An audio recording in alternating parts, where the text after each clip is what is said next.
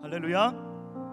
우리 주님께서 죽으시고 부활하심으로 우리에게 승리 주신 거룩한 복된 주일 예배자리 가운데 나오신 우리 모든 성도님들을 주님의 이름으로 축복합니다. 오늘 우리에게 주신 그 승리를 기쁨으로 함께 박수치며 찬양하며 나아갑시다. 할렐루야.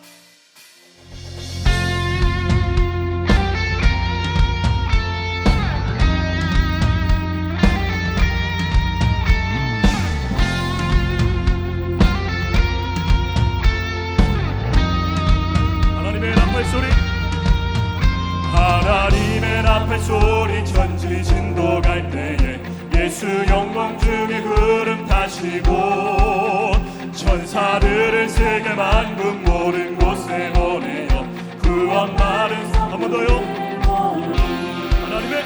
하나님의 나팔 소리 천지진도 갈 때에 예수 영광 중에 구름 타시고 천사들을 세계 만국 모든 곳에 구원받은 성도들을 모으니 아멘. 나팔 불 때 나팔 불 때 나의 이름 나팔 불 때 나의 이름 나팔 불 때 나의 이름 부를 때에 잔치 참여하겠네.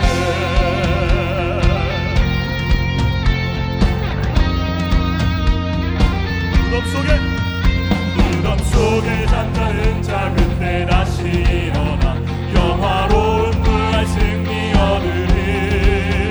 주가 택한 모든 성도 구름 타고 올라가 공중에서 주님 다시 오실 날을 우리 알 수 없으니 항상 기도하고 깨어 있소서. 기쁨으로 보좌 앞에 우리 나가서 그때까지 참고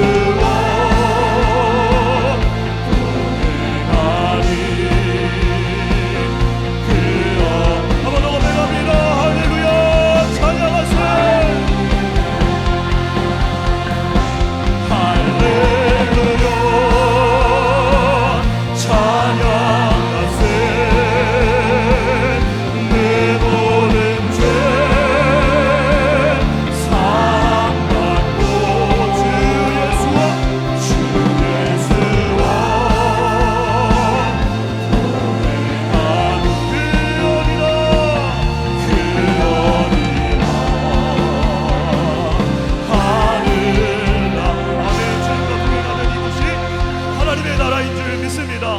아멘.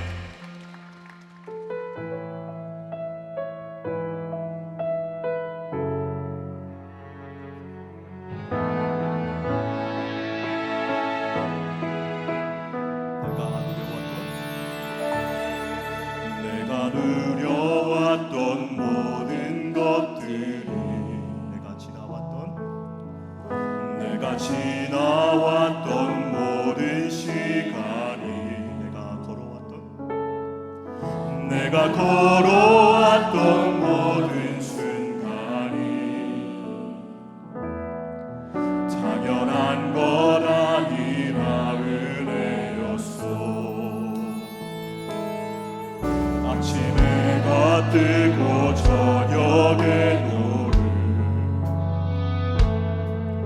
봄의 꽃향기와 가을의 열매 변하는 계절의 모든 순간이 당연한 것 아니라 모든 것이 은혜. 모든 것이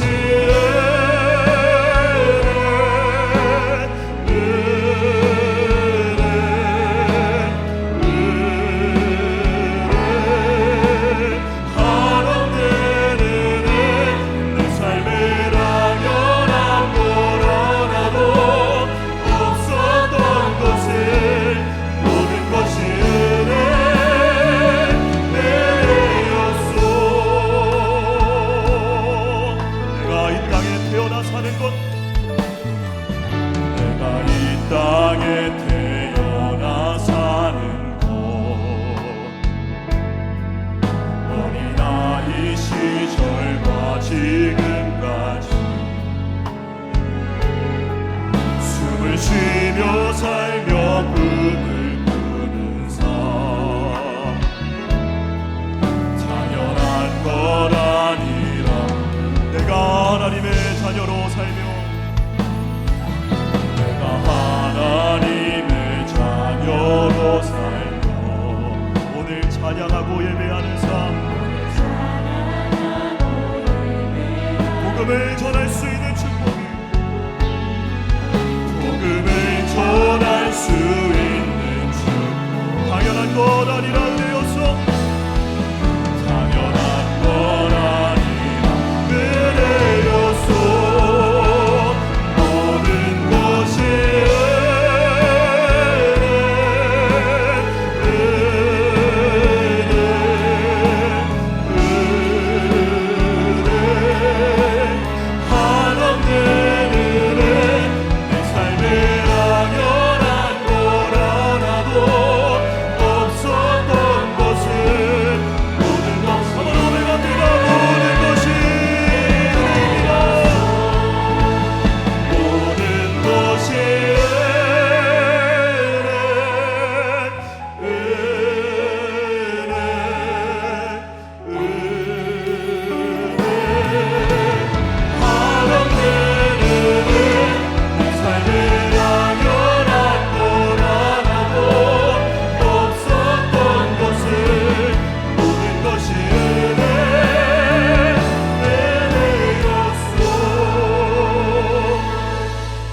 모두 자리에서 일어나셔서 찬양하심으로 주일 예배를 하나님께 드리겠습니다.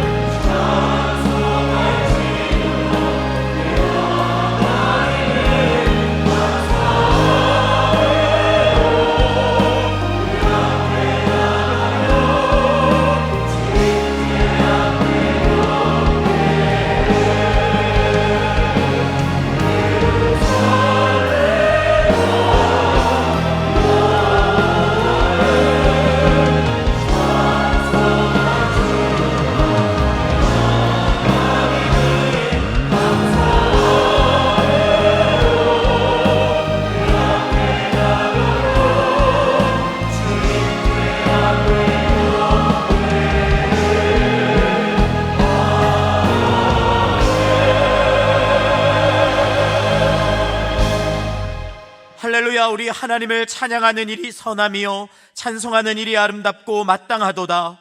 여호와께서 예루살렘을 세우시며 이스라엘에 흩어진 자들을 모으시며 상심한 자들을 고치시며 그들의 상처를 싸매시는도다. 예루살렘아 여호와를 찬송할지어다. 시온아 내 하나님을 찬양할지어다. 아멘. 사랑하는 성도 여러분, 하나님이 기뻐하시는 예배는 상한 마음과 통회하는 심령이라고 하셨습니다. 이 시간 성령께서 깨닫게 하시는 잘못들을 가지고 진실한 마음으로 각자 입을 열어 참회하는 기도를 드리겠습니다.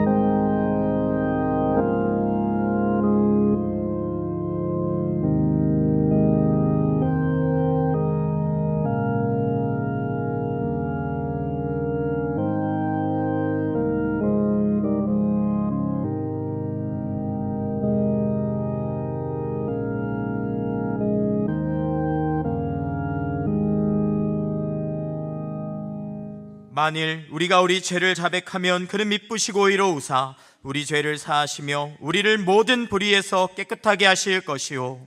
사랑의 주님, 이 놀라운 용서의 은총을 허락하신 것을 감사합니다. 이제는 우리가 법 아래 있지 아니하고 은혜 아래 있기 때문에 더 이상 죄가 우리를 주관치 못하는 줄 믿습니다. 이 시간 우리를 다시 한번 성령으로 강건케 하시고 충만케 하여 주옵소서. 예수님의 이름으로 기도합니다. 아멘. 자리에 앉으셔서 찬송하겠습니다. 주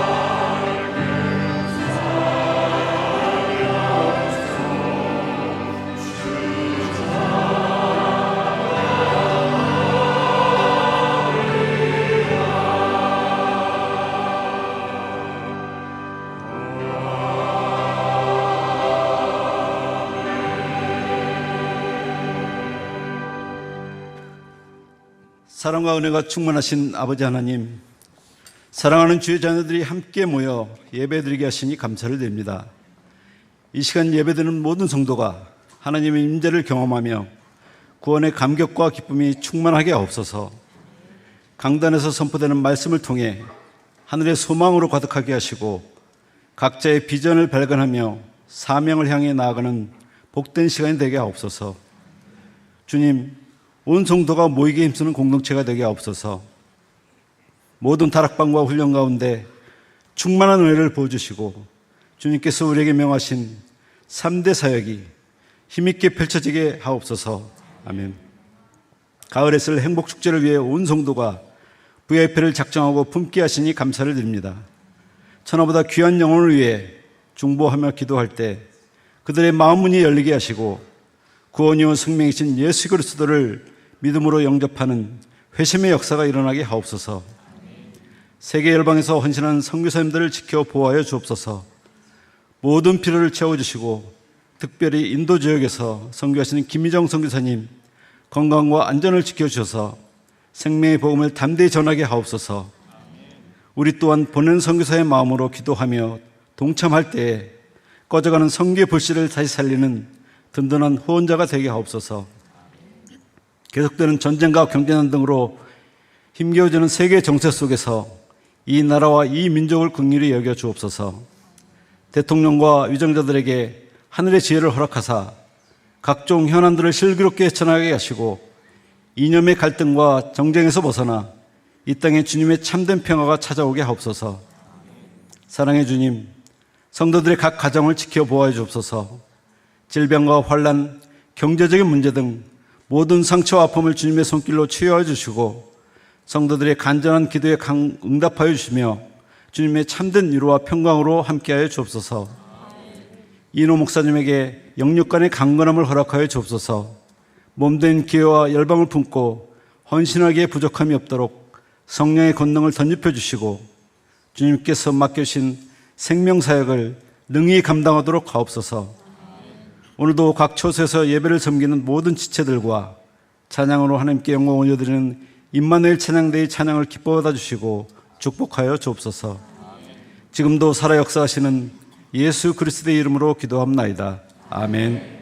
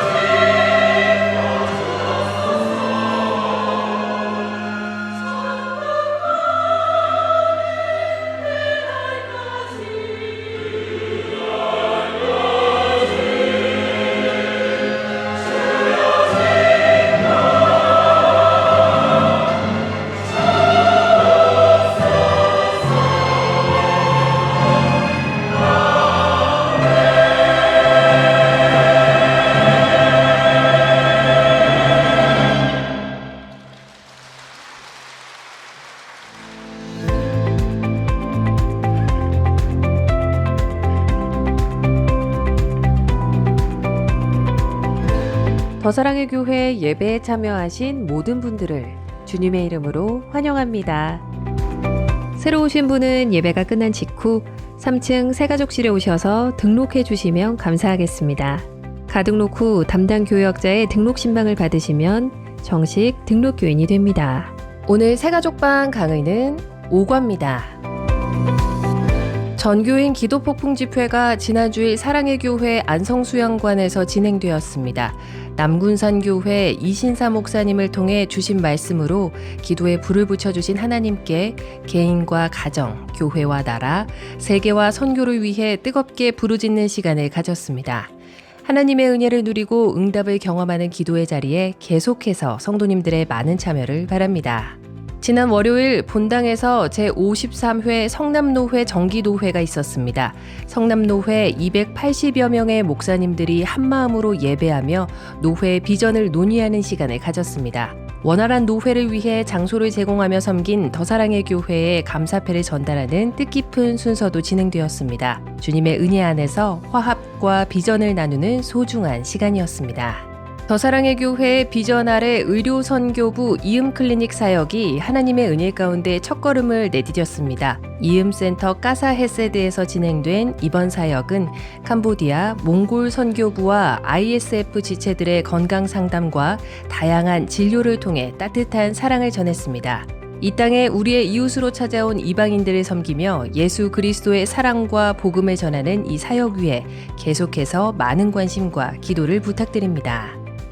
2026년 상반기 유아 및 어린이 세례식이 5월 3일 주일 창립 23주년 기념 예배 시에 진행됩니다. 2부와 3부 예배에는 유아 세례식이, 4부에는 어린이 세례식이 진행되며 유아 세례 신청 마감은 오늘까지입니다. 어린이 세례는 신청이 마감되었습니다. 자세한 내용은 주보광고 1번을 참조해 주시기 바랍니다. 문화, 예술을 통해 지역사회와 소통하는 쇼미더 콘서트 시즌3 참가 신청을 받고 있습니다. 성도 및 지역사회 이웃 모든 분들이 경연에 참가하실 수 있으며 신청 마감은 4월 30일까지입니다.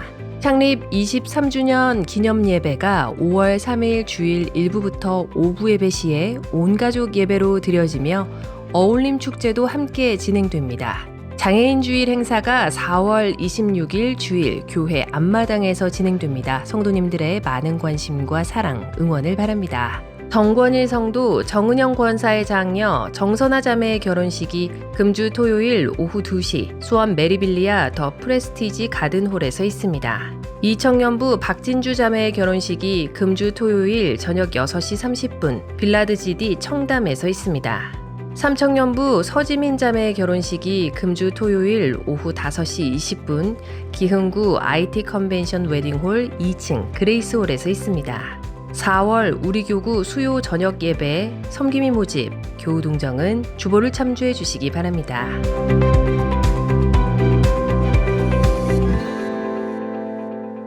할렐루야. 예배 자리에 나오신 모든 성도님들을 환영합니다. 좌우의 분들과 인사 나누며 교제하겠습니다. 사랑합니다. 축복합니다. 사랑합니다. 축복합니다. 주일 예배에 처음 오신 분들을 기쁨으로 환영합니다. 등록하시거나 안내를 받기 원하시는 분들은 예배 후 3층 새가족 등록실로 오시면 필요한 안내와 도움을 받으실 수 있습니다. 상반기 유아 세례가 5월 3일 주일에 있습니다. 오늘까지 꼭 신청해 주시기를 부탁드리겠습니다. 교회 주변에서 무단횡단, 무단주차를 삼가해 주시기 바랍니다. 상가나 주변 주택단지에서 민원이 들어옵니다. 복음 전도를 위해서도 많은 협조를 부탁드립니다. 오늘 우리에게 주시는 하나님의 말씀은 구약성경 사사기 21장 1절에서 25절까지의 말씀입니다. 드라마 바이블을 통해 함께 듣고 난 후 이인호 목사님께서 나오셔서 말씀 전해주시겠습니다. 제21장 이스라엘 사람들이 미스바에서 맹세하여 이르기를 우리 중에 누구든지 딸을 베냐민 사람에게 아내로 주지 아니하리라. 백성이 베델에 이르러 거기서 저녁까지 하나님 앞에 앉아서 큰 소리로 울며 이르되 이스라엘의 하나님 여호와여, 어찌하여 이스라엘에 이런 일이 생겨서 오늘 이스라엘 중에 한 지파가 없어지게 하시나이까? 하더니 이튿날에 백성이 일찍이 일어나 거기에 한 제단을 쌓고 번제와 화목제를 드렸더라. 이스라엘 자손이 이르되 이스라엘 온 지파 중에 총회와 함께하여 여호와 앞에 올라오지 아니한 자가 누구냐? 이는 그들이 크게 맹세하기를 미스바에 와서 여호와 앞에 이르지 아니하는 자는 반드시 죽일 것이라 하였습니다. 이스라엘 자손이 그들의 형제 베냐민을 위하여 뉘우쳐 이르되 오늘 이스라엘 중에 한 지파가 끊어졌도다. 그 남은 자들에게 우리가 어떻게 하면 아내를 얻게 하리요? 우리가 전에 여호와로 맹세하여 우리의 딸을 그들의 아내로 주지 아니하리라 하였도다. 이스라엘 지파 중 미스바에 올라와서 여호와께 이르지 아니한 자가 누구냐? 하고 본즉 야베스 길르앗에서는 한 사람도 진영에 이르러 총회에 참여하지 아니하였으니 백성을 계수할 때에 야베스 길르앗 주민이 하나도 거기에 없음을 보았습니다. 회중이 큰 용사 12,000명을 그리로 보내며 그들에게 명령하여 이르되 가서 야베스 길르앗 주민과 부녀와 어린아이를 칼날로 치라. 너희가 행할 일은 모든 남자 및 남자와 잔 여자를 진멸하여 바칠 것이니라 하였더라. 그들이 야베스 길르앗 주민 중에서 젊은 처녀 400명을 얻었으니 이는 아직 남자와 동침한 일이 없어 남자를 알지 못하는 자라. 그들을 실로 진영으로 데려오니 이곳은 가나안 땅이더라. 온 회중이 림몬바 위에 있는 베냐민 자손에게 사람을 보내어 평화를 공포하게 하였더니 그때 베냐민이 돌아온지라. 이에 이스라엘 사람이 야베스 길르앗 여자들 중에서 살려둔 여자들을 그들에게 주었으나 아직도 부족하므로 백성들이 베냐민을 위하여 뉘우쳤으니 이는 여호와께서 이스라엘 지파들 중에 한 지파가 빠지게 하셨음이었더라. 회중의 장로들이 이르되 베냐민의 여인이 다 멸절되었으니 이제 그 남은 자들에게 어떻게 하여야 아내를 얻게 할까? 베냐민 중 도망하여 살아남은 자에게 마땅히 기업이 있어야 하리니 그리하면 이스라엘 중에 한 지파가 사라짐이 없으리라. 그러나 우리가 우리의 딸을 그들의 아내로 주지 못하리니 이는 이스라엘 자손이 맹세하여 이르기를 딸을 베냐민에게 아내로 주는 자는 저주를 받으리라 하였음이로다. 보라, 베델 북쪽 르보나 남쪽 베델에서 세겜으로 올라가는 큰 길 동쪽 실로에 매년 여호와의 명절이 있도다. 베냐민 자손에게 명령하여 이르되 가서 포도원에 숨어 보다가 실로의 여자들이 춤을 추러 나오거든 너희는 포도원에서 나와서 실로의 딸 중에서 각각 하나를 붙들어 가지고 자기의 아내로 삼아 베냐민 땅으로 돌아가라. 만일 그의 아버지나 형제가 와서 우리에게 시비하면 우리가 그에게 말하기를 청하건대 너희는 우리에게 은혜를 베풀어 그들을 우리에게 줄지니라. 이는 우리가 전쟁할 때에 각 사람을 위하여 그의 아내를 얻어주지 못하였고 너희가 자유로 그들에게 준 것이 아니니 너희에게 죄가 없을 것임이니라 하겠노라. 하매 베냐민 자손이 그같이 행하여 춤추는 여자들 중에서 자기들의 숫자대로 붙들어 아내로 삼아 자기 기업에 돌아가서 성읍들을 건축하고 거기에 거주하였더라. 그때에 이스라엘 자손이 그곳에서 각기 자기의 지파 자기의 가족에게로 돌아갔으니 곧 각기 그곳에서 나와서 자기의 기업으로 돌아갔더라. 그때에 이스라엘에 왕이 없으므로 사람이 각기 자기 소견에 옳은 대로 행하였더라. 큰바위 얼굴 주홍글씨로 유명한 나다나엘 호손이 쓴 모반 벌스 메이크로 태어나면서부터 가진 점이죠. 그런 단편 소설이 있습니다.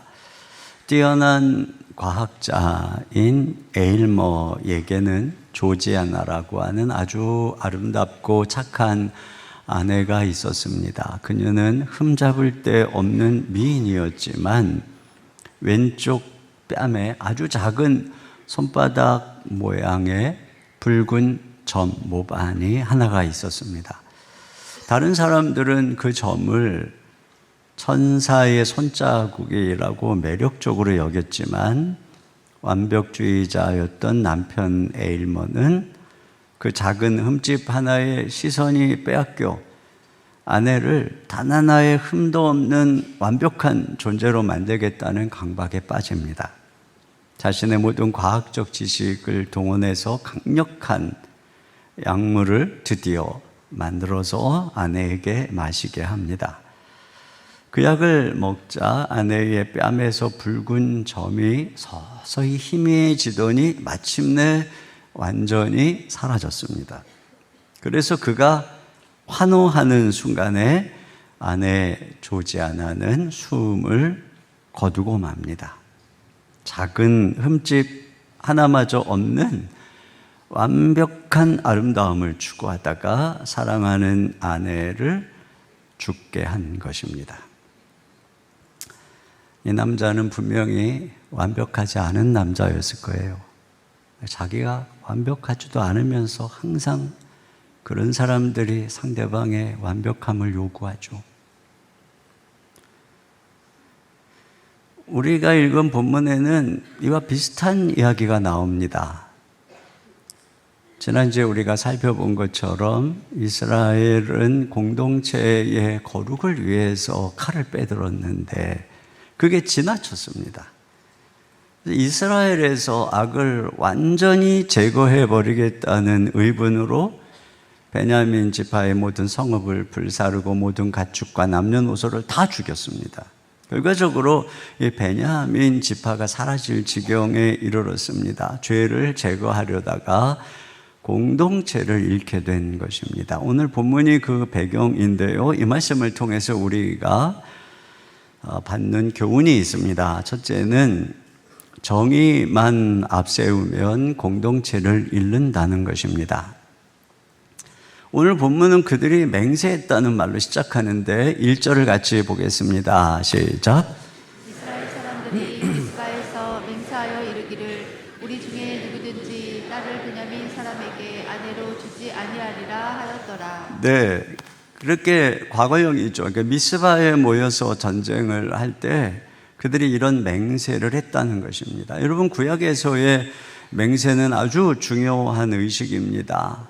여호와 앞에서 그것도 공동체적으로 한 맹세는 매우 무거운 것입니다. 그래서 여호수아가 기브온 사람들에게 속아서 맹세를 한 것에 대해서도 그대로 지켰고, 훗날 사울이 수백 년 후에 그 맹세를 어긴 까닭에 아주 크게 죄를 묻게 되는 일을 보게 되죠.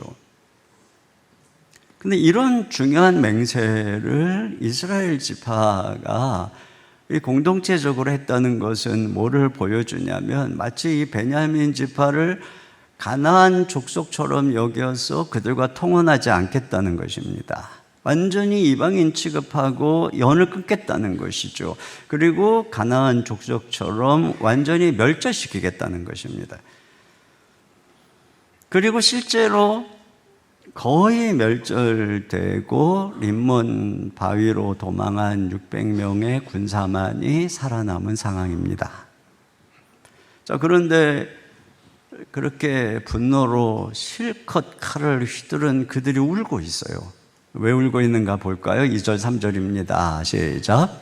백성이 베델에 이르러 거기서 저녁까지 하나님 앞에 앉아서 큰 소리로 울며 이르되 오늘 이스라엘 중에 한 지파가 없어지게 하시나이까 하더니 네, 600명이 남았지만 여자들이 다 죽고 자신들은 딸을 주지 않기로 맹세했기 때문에 베냐민이 멸절될 위기에 처한 것입니다. 분명히 이 싸움은 악을 제거하기 위한 싸움이었고 하나님께서 함께해서 승리를 했는데 뭐가 문제였을까요? 첫째는 이들은 이스라엘이 하나님의 선택과 약속으로 세워진 특별한 민족이라고 하는 사실을 망각했습니다. 여러분, 이스라엘은 하나님이 아브라함을 택해서 그에게 주신 약속으로 시작이 된 것이죠. 그러니까 그들은 하나님의 선택과 약속으로 세워진 것이지 그들이 의로와서 하나님 백성이 된 것이 아닙니다. 애굽에서 그들이 고통할 때 하나님이 모세를 보내 건져내신 것도 의로워서가 아니라 하나님이 약속했기 때문이고, 광야에서 금송아지를 섬길 때 하나님이 진멸하고자 했잖아요. 모세가 그러면 조상과의 약속이 어떻게 되느냐라는 말씀에 하나님이 마음을 돌이키십니다. 이 언약, 이 약속이 그들의 정체성이었고, 그들은 자신들의 의가 아니라 이 하나님의 언약이 그들의 보호막이었습니다. 이것은 베냐민에게도 마찬가지죠. 베냐민이 아무리 죄가 깊어도 결코 가나안 족속처럼 취급될 수 없는 존재요, 결코 끊어져서는 안 되는 존재입니다. 그런데 그들은 베냐민의 죄가 크다고 그들을 함부로 가나안 족속 취급하고 맹렬한 의분을 쏟아 부은 것입니다. 둘째로 그들은 서로 한 몸이라고 하는 사실을 망각한 것입니다. 이스라엘 나라는 단순한 12부족의 연합이 아니고 하나님이 한 아버지의 12아들을 통해서 세운 언약 공동체입니다. 조상들과의 언약, 영토의 분배, 하나님의 모든 꿈은 이 12지파가 함께 유업으로 받은 것입니다. 그러므로 이스라엘의 12지파는 하나님의 백성으로서의 구성의 필수 요소입니다.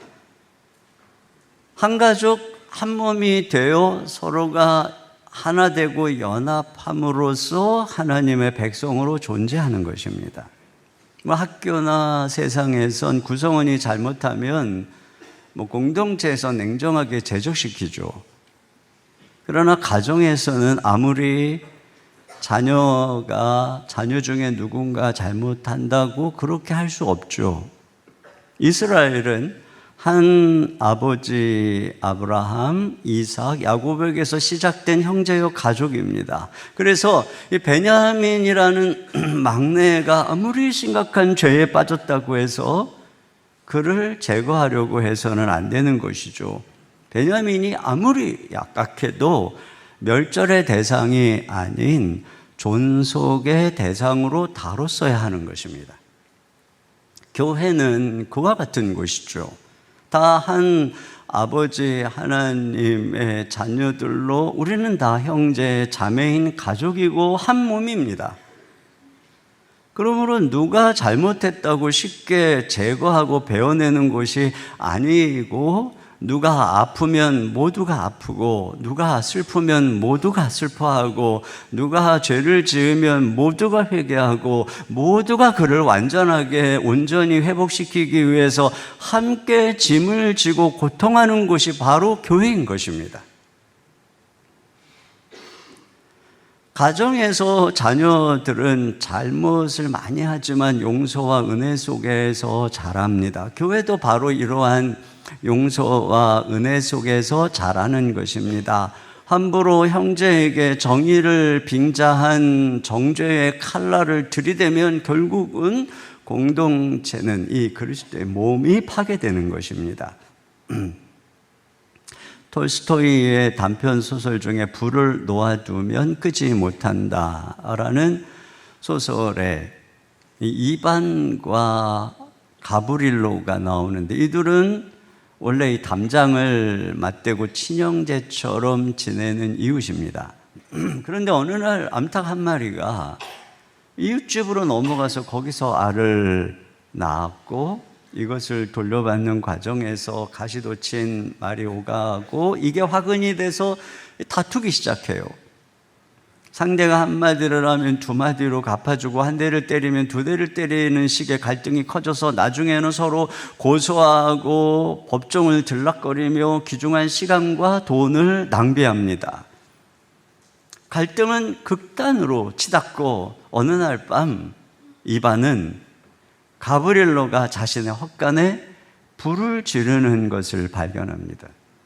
얼른 가서 물 한 모기지만 끄면 불이 꺼질 텐데, 가브리엘로에 대한 분노로 그를 잡겠다고 쫓아갑니다. 그 사이에 불이 이반의 모든 집을 태우고 옆에 있는 가브리엘로의 집을 태우고 마을의 절반을 다 태워버립니다. 입안에 늙은 아버지는 큰 화상을 입고 결국은 위중에서 죽음을 맞이하면서 아들에게 용서를 권면합니다. 누가 불을 질렀는지 절대 아무에게도 말하지 마라. 네가 남의 죄를 덮어주면 하나님이 너의 죄를 2가지나 용서해 주실 것이다. 유언이죠, 유언. 이반은 그 아버지의 말대로 가브릴로의 죄를 덮어줍니다. 그 결과 이것으로 인해서 이 두 사람은 다시 예전처럼 형제 같은 이웃으로 회복이 됐다는 것이에요. 이 용서와 은혜만이 공동체를 세웁니다.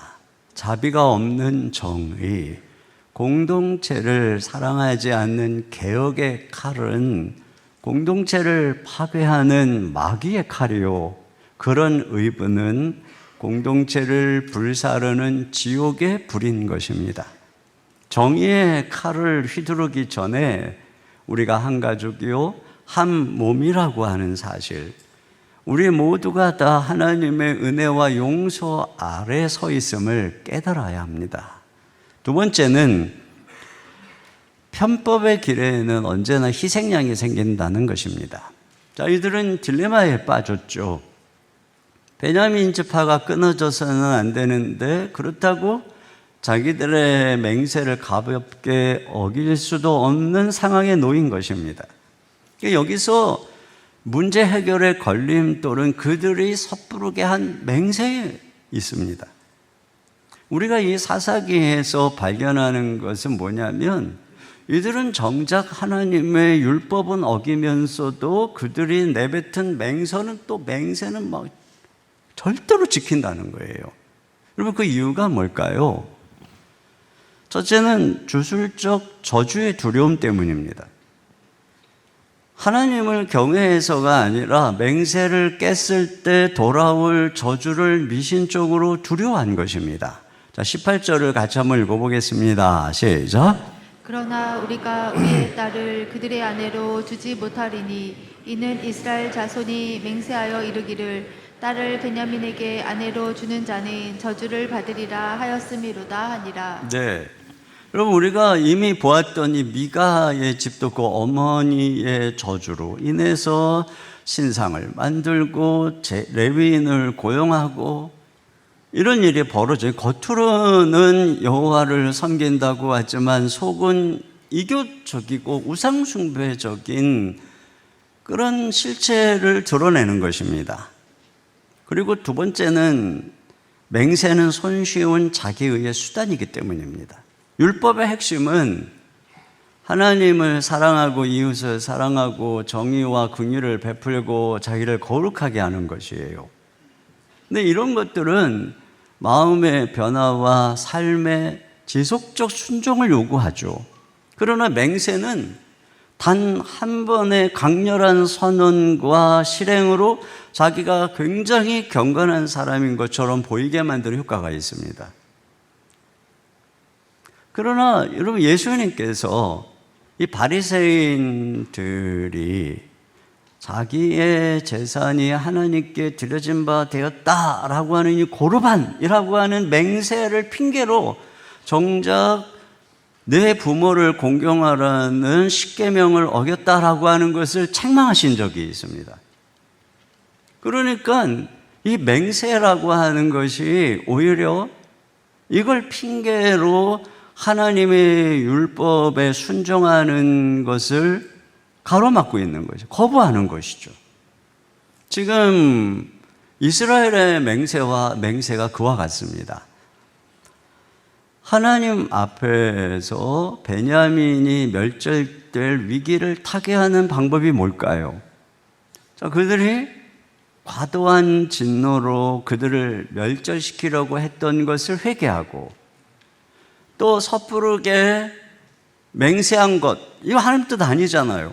이것도 회개하고, 그리고 스스로가 먼저 자기들의 딸을 주어서 그들을 회복시키는 것입니다. 이것이 생명을 사랑하시고 언약 공동체를 보존하시는 율법의 정신에 맞는 것이고 온전한 순종입니다. 그런데 이들은 뭐라고 그러냐면은 우리가 우리 딸 줄 수 없다. 맹세를 해서 그렇게 할 수 없다는 것입니다. 사실은 주기가 싫은 거죠. 그러면서 율법의 본뜻을 어기는 것입니다. 이것은 그들의 맹세가 진정한 순종과 헌신이 아닌 자기의의 체면의 도구요 신념을 가장한 고집이라고 하는 것을 보여주는 거예요. 결국 이들은 회개와 순종의 길이 아닌 편법의 길을 택합니다. 그래서 첫째로 이들은 또 다른 맹세를 기억해내는데요. 총회에 오지 않은 자를 죽이겠다는 맹세인데 5절 하반절 보겠습니다. 시작. 이는 그들이 크게 맹세하기를 미스바에 와서 여호와 앞에 이르지 아니하는 자는 반드시 죽일 것이라 하였습니다. 네. 그래서 이 전쟁에 참여하지 않은 자가 누구냐 하고 그 총회 거기에 없는 사람을 살펴보니까 야베스 길르앗이 올라오지 않은 것입니다. 이걸 발견하고 그들이 잔머리를 굴립니다. 그들을 죽이고 그 딸들을 베냐민에게 주자는 거예요. 그래서 거기서 처녀 400명을 구해서 베냐민에게 줍니다. 그런데 총회에 나오지 않은 것이 야베스 길르앗의 거민을 죽여야 될 악한 일이라면 처녀들도 다 죽였어야 되는 거예요. 근데 지금 편법으로 문제를 수습하고자 하는 것입니다. 두 번째는 실로에서 여호와의 절기, 명절에 올라온 처녀들을 납치하는 계획을 세웁니다. 그러면서 이 부모가 항의하면 이렇게 말하겠다는 거 22절 하반절입니다. 시작. 너희가 자의로 그들에게 준 것이 아니니 너희에게 죄가 없을 것임이니라. 네, 이게 얼마나 기괴한 논리입니까? 이건 완전히 살아계신 하나님을 우상 같은 목석 취급하는 거예요. 하나님이 지금 이런 편법을 모르겠습니까?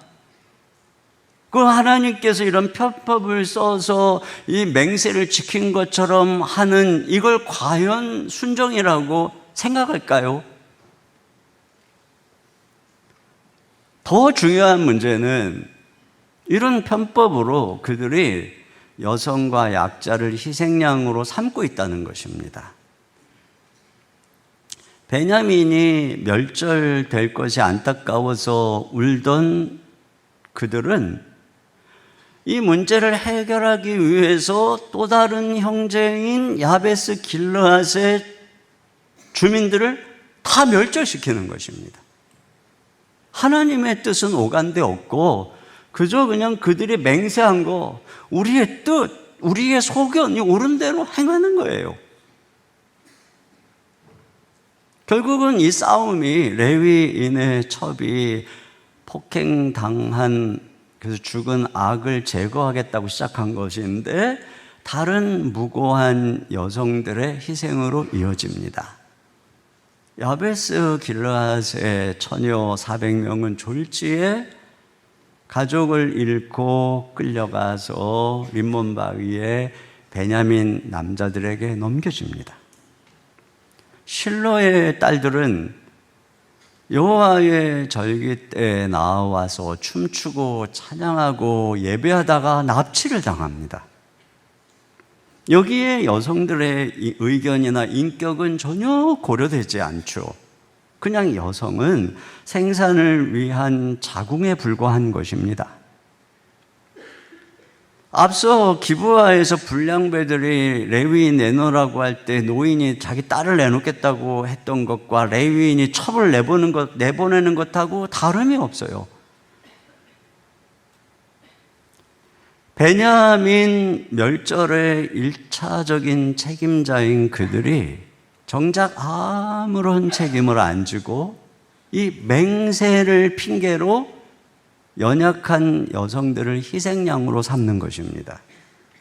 베냐민 존속이라는 대의 앞에서 자신들은 아무런 회개도 희생도 하지 않고 맹세 뒤에 숨어서 의롭고 경건한 척하면서 아무 죄 없는 약한 여성들을 희생양으로 넘기는 것이죠.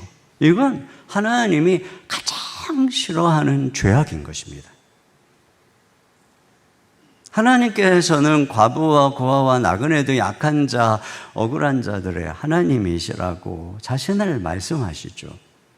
그러므로 약한 자를 희생양으로 내모는 것은 하나님 나라의 정의와는 거리가 먼 불의요 폭력인 것입니다. 어슐러 르윈이라고 하는 작가의 오멜라스를 떠나는 사람들이라는 단편 소설입니다.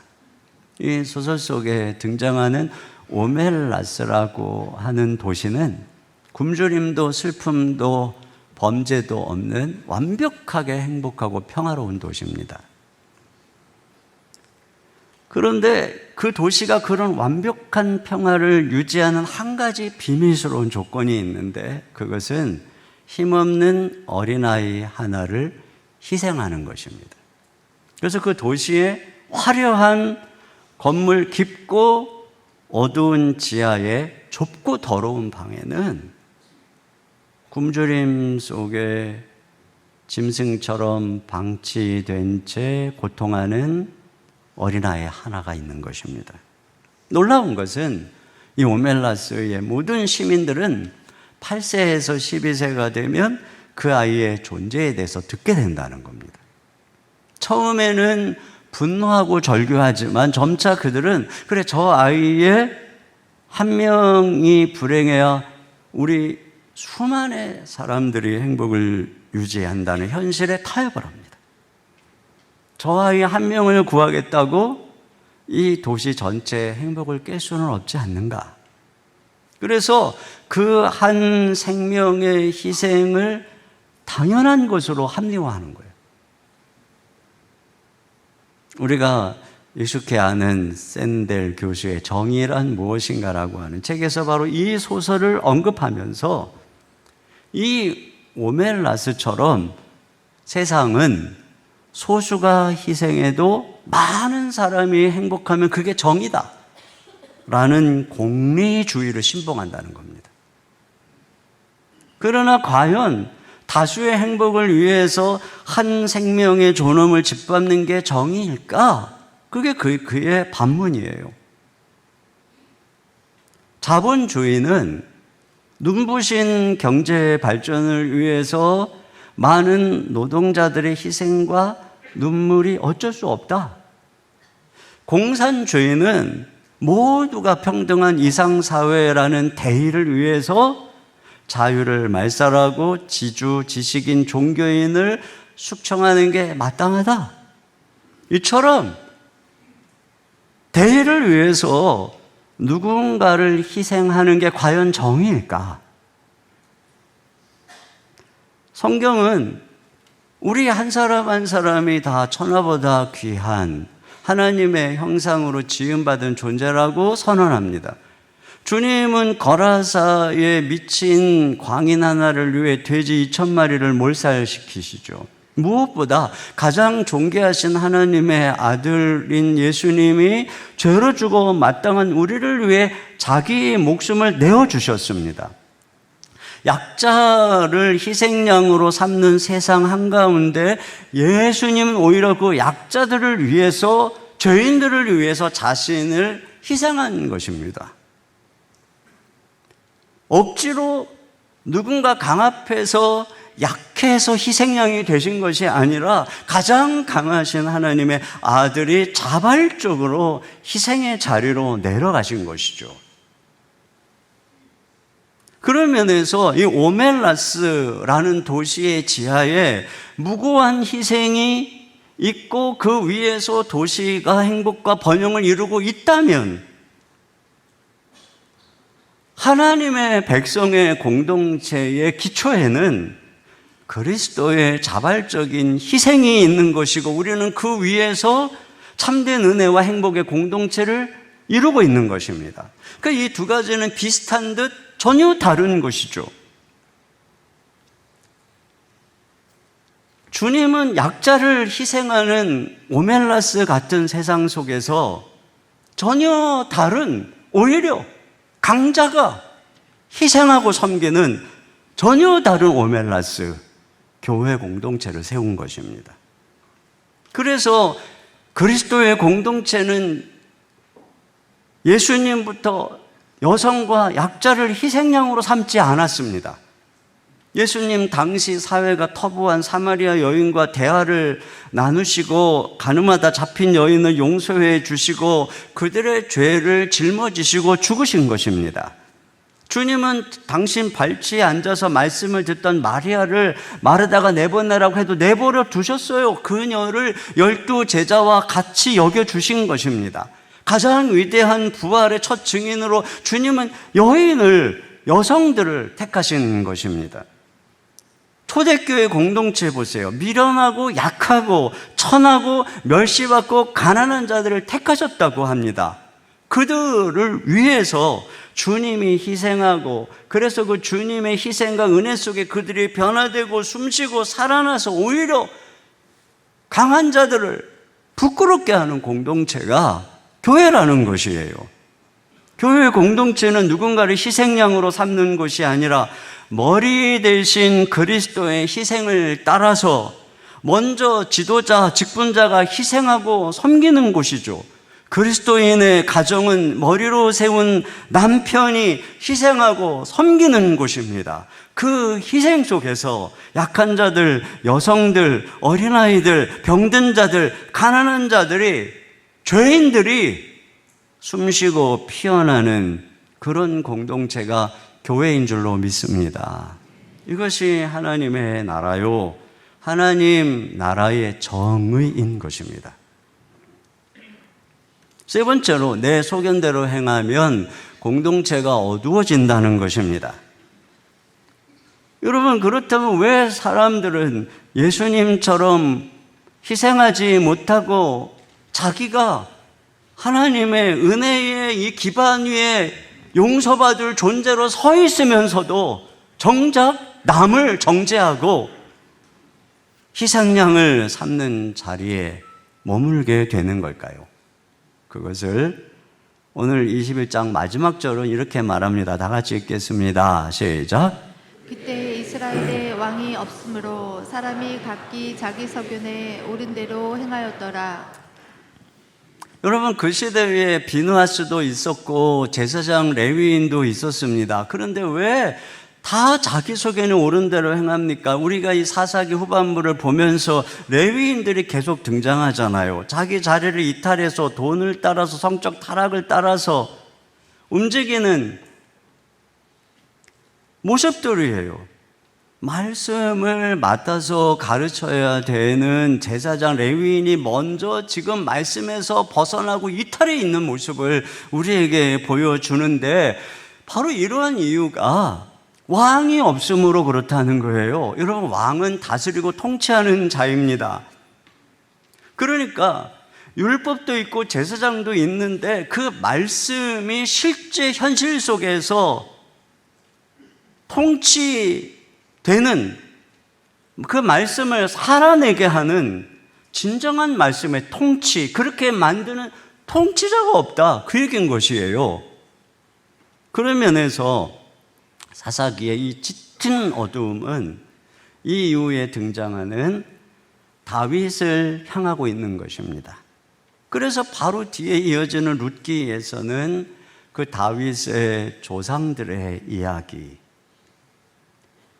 그걸 통해서 다윗을 예고하고, 이어지는 사무엘서에서는 사무엘을 통해서 다윗의 기름 부음 받고 등장하는 모습을 보게 되는 것이죠. 그리고 그 다윗의 때에서야 비로소 이스라엘은 제사장들, 레위인들이 제 역할을 하고 율법으로, 말씀으로 나라를 통치하기 시작합니다. 이후에 벌어지는 이스라엘의 역사는 그 왕이 얼마나 우상을 멀리하고 말씀을 통치하는가에 따라서 운명이 달라지는 거예요. 예를 들어서 여호사밧과 같은 경건한 왕이 한 일은 무엇이냐? 역대하 17장 8절 9절 같이 읽습니다. 시작.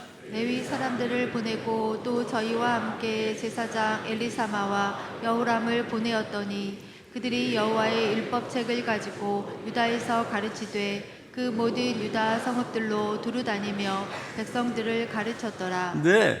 그러니까 이런 경건한 왕이 있을 때에는 이렇게 막 제사장들이 이리저리 떠도는 것이 아니라 그들을 보내서 그들이 모든 유다 성읍들을 말씀으로 다스렸다는 거예요. 그런데 저 북이스라엘에 일어난 일은 뭘까요? 거기는 온전한 제사장이 없으니 아무나 제사장으로 세웠습니다. 그러다 보니 이 아합 때에 일어난 일을 보면 엘리사가 선지학교를 세워서 선지생도를 양성하죠. 그런데 이세벨이 그 선지자들을 잡아 죽이고 오히려 바알과 아세라 선지자를 국가에 돈을 들여서 양성을 합니다. 그리고 그들을 전국으로 파송을 해서 북이스라엘 전체가 다 말씀이 어두워 타락에 이르게 된 거예요. 그러니까 이 거짓 선지자들에 의해서 자기 자신들이 바알을 섬기면서도 하나님을 섬기는 줄 착각을 하고 있는 것입니다. 그래서 결국은 망하는 거예요. 그러나 최종적으로 유다도 망하죠. 인간 왕에게 소망이 없어요. 결국 인간의 왕의 통치는 멸망과 포록이라는 비극으로 끝나는 것입니다. 그러므로 여기 왕이 없음으로라는 사사기의 탄식은 결국은 영원한 말씀으로 통치할 그리스도, 다윗의 자손으로 오실 진정한 왕, 그 분을 가리키는 것입니다. 그분 안에서만 진정한 말씀의 통치가 이루어진다는 것이죠. 여러분, 그리스도는 신이 말씀이 돼서 우리 심령을 다스리십니다. 과거에 왕들은 제사장과 레위인들을 파송해서 율법을 가르쳤지만 그것은 외부에서 주어지는 문자이기 때문에 이 완악한 마음을 근본적으로 변화시키지 못했습니다. 그러나 그리스도는 말씀이 육신이 되어 우리 가운데 오셨고 성령으로 말미암아 우리 각 사람 안에 거하셔서 우리를 통치할 때 우리의 마음이 변화되고 부드러워지고 그분의 은혜와 사랑으로 인해서 두려움과 억지가 아닌 기쁨으로 자발적으로 순종하게 되는 것이죠. 여기서부터 진정한 말씀의 통치가 이루어지기 시작하는 것이 외부에서가 아니라 제도에서가 아니라 각 사람 안에서 말이죠. 그 그리스도께서는 친히 희생양이 되셨습니다. 그래서 그분 안에서는 꺼져가는 심지 같고 상한 갈대 같은 연약한 인생도 치유되고 회복되고 살아납니다. 그분으로부터 값없는 샘솟는 용서와 사랑이 흘러나와 우리로 하여금 말씀에 순종하게 하십니다. 그래서 더 이상 편법이나 약자를 희생양 삼지 않는 참된 섬김의 평화와 공의의 나라를 세우신 것이죠. 그러니까 예수님 안에서만 그분이 우리의 진정한 왕이 될 때에만 그런 교회, 그런 가정 가운데 진정한 말씀의 통치가 이루어지게 된다는 것입니다. 그러므로 여러분, 우리가 가정과 교회를 살리는 길은 왕이신 이 그리스도 앞에 무릎을 꿇는 데 있습니다. 월터 웬거린 목사님이 부부라고 하는 책에서 이런 고백을 했는데요. 그분은 밖에서는 아주 훌륭한 사역자였지만 갈등이 생길 때마다 화려한 논리와 압박으로 아내를 늘 이겼어요. 그러던 어느 날 아내 타니가 눈물을 흘리며 남편에게 이렇게 말합니다. 당신은 다른 모든 사람들에게는 친절의 오른손을 내밀면서 나를 다룰 때는 아무렇게나 왼손으로 대충 대합니다. 다른 사람들은 당신과 대화할 수 있지만 나는 아닙니다. 웬거린 목사님은 눈물을 흘리며 하는 그 아내의 말에 큰 충격을 받습니다. 성령님은 그 아내의 뼈아픈 고백 앞에서 그의 죄를 조명해 주셨습니다. 자신이 도덕적으로 큰 죄를 지은 것은 아니지만 가장 사랑하는 아내를 집안의 가구처럼 방치했다는 게 얼마나 큰 죄인지를 깨달은 것입니다. 자신의 똑똑한 옳음과 논리가 자기 소견에 옳은 대로 휘둘렀던 그 칼날이 아내의 영혼을 살인하고 있다는 사실을 깨닫고 처절하게 회개합니다. 목사님이 이와 같이 자기 의를 꺾었을 때 비록 부부 사이에 비로소 십자가의 은혜가 흘러갔고 상처 입은 아내의 마음에도 기적 같은 용서가 일어나게 되었습니다. 여러분, 이처럼 남편이 변명에서 벗어나 정직하게 잘못을 돌아보고 회개하는 것, 이게 문자로 됩니까? 순간의 충격으로 됩니까? 그리스도의 통치인 것입니다. 아내가 많은 상처를 디디고 용서하는 것, 이게 문자로 됩니까? 하고 싶다고 되나요? 그리스도께서 통치하실 때 가능한 것입니다. 우리의 유일한 소망은 참된 왕이신 예수 그리스도이십니다. 나를 위해서 친히 희생양이 되신 그 분의 은혜가 우리를 다스릴 때 우리는 용서와 은혜의 길을, 사랑의 길을 걸어갈 수 있고, 우리는 누군가의 죄를 볼 때 냉철하게 칼로 베어내기보다 아파하고 온유한 마음으로 그를 회복시켜 주려고 노력하고 짐을 같이 지고, 그렇게 하면서 가정도 치유되고 교회도 회복되는 것, 여러분, 이것이 진정 하나님 나라의 말씀의 통치인 줄로 믿습니다. 율법의 통치가 아니라, 세상의 기준과 원칙의 통치가 아니라 그리스도의 통치가, 복음의 통치가 함께하는 우리 공동체가 되시기를 주의 이름으로 축원합니다. 우리 시간 자리에서 함께 일어나셔서 이런 교회 되게 하소서, 이 찬양을 부르면서 우리 교회, 우리 가정이 하나님이 이런 공동체 되게 해달라고 같이 찬양하고 기도하겠습니다.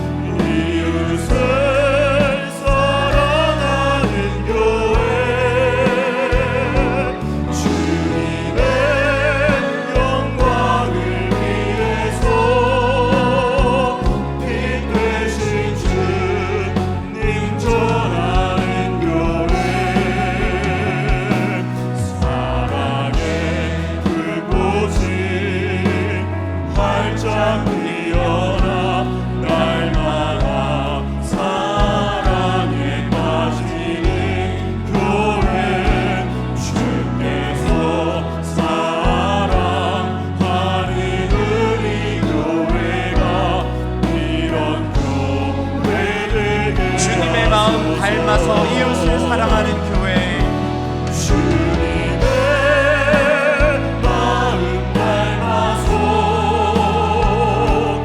닮아서 이웃을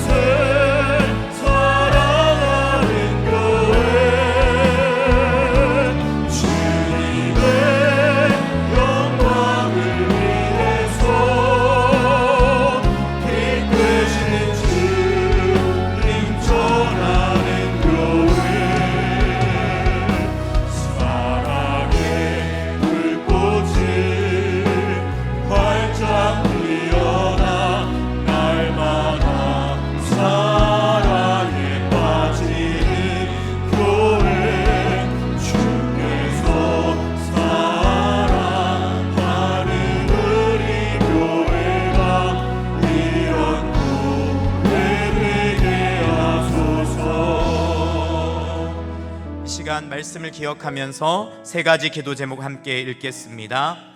교회가 하나님의 선택으로 세워진 한몸된 가족임을 기억하며 은혜와 용서로 공동체를 세워가게 하소서. 아멘. 편법의 길이 아니라 우리를 위해 희생하신 예수님을 따라 내가 먼저 희생과 섬김의 길을 걸어가게 하소서. 아멘. 참된 왕이신 예수님의 말씀과 은혜의 통치에 순종하여 가정과 교회를 회복시키는 통로로 쓰임받게 하소서. 아멘. 주신 말씀을 마음에 품고 함께 기도하겠습니다.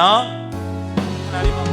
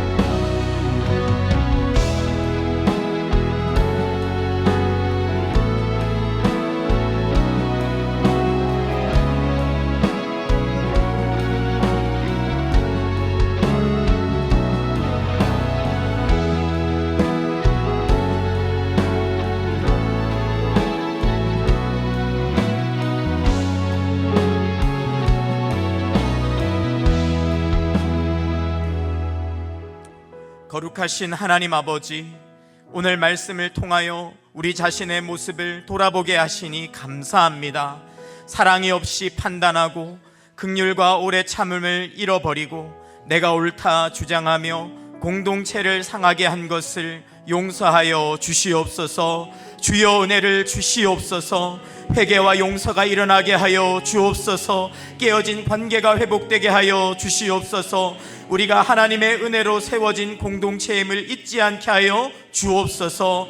우리 교회가 사람의 의가 아니라 오직 하나님의 은혜로 새롭게 되어 약한 자가 살아나며 상한 자가 돌아오는 교회 되게 하여 주시옵소서. 우리 안에 편법과 위선, 자기 체면과 자기의를 고집한 것을 용서하여 주시옵소서. 우리가 약한 자를 품으시는 주님의 마음을 닮아 연약한 자들을 위로와 환대로 회복시키는 쉼이 있는 공동체가 되게 하여 주시옵소서. 주여 왕으로 통치하여 주옵소서. 하나님의 부재가 모든 고통의 근원임을 아오니 왕으로 임재하여 주시옵소서. 그래서 우리가 우리 소견대로 행하는 것이 아니라 오직 하나님의 말씀과 성령의 인도하심을 따라 살게 하여 주시옵소서. 진심으로 사랑하고 상대방을 섬기며 순종함으로 모든 성도가 왕이신 그리스도의 통치 아래에서 복된 공동체를 이루게 하여 주옵소서. 우리 가정과 교회가 그런 놀라운 은혜의 공동체 되게 하여 주시옵소서. 사랑의 주님, 한 주간 정성을 다해 준비한 예물을 이 시간 하나님께 바칩니다. 자원함으로 드리는 모든 것을 기뻐 받아주시고 어려운 시기를 지나고 있는 성도들의 생업과 사업장을 지켜주시고 물질로도 풍성히 섬길 수 있도록 부어주시옵소서. 학업 중인 자녀들을 축복하여 주시고 출타 중인 자녀들 지켜 보호해 주시고 우리 부모님들 항상 건강하게 하여 주시고 특별히 병상에 있는 환우들 찾아가서 안수하여 주시고 친히 일으켜 주시옵소서. 우리 교회가 함께 기도할 때에 이 세상의 모든 분열과 전쟁, 고통 또한 예수의 이름으로 치유되게 하실 줄 믿습니다. 이 땅에 진정한 평안이 임하게 하여 주시옵소서. 살아계신 예수 그리스도의 이름으로 기도하옵나이다. 아멘. 자리에 앉으셔서 준비한 헌금을 하나님께 드리겠습니다.